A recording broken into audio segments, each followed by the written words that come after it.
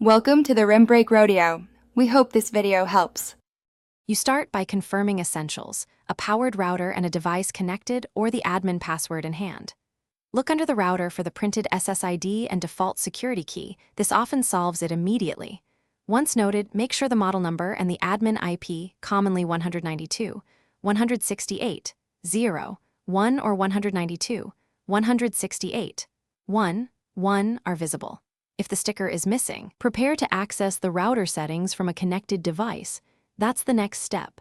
Next, sign into the router web interface using the admin account and navigate to wireless or security to read the saved WPA/WPA2 key. This is the clearest route. If you can't reach the router, check the connected device instead. On Windows, view Properties to find the security key or use netch commands.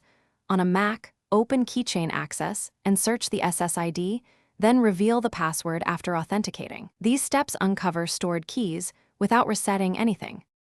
Finally, if you still can't find the security key and lack admin access, perform a factory reset on the router. Hold the reset button for the specified time, then reconfigure using the default SSID and key printed on the device or set a new secure passphrase. Once done, reconnect devices and update firmware.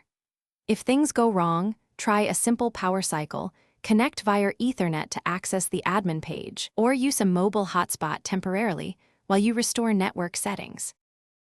Thanks for watching. Consider subscribing if we helped you.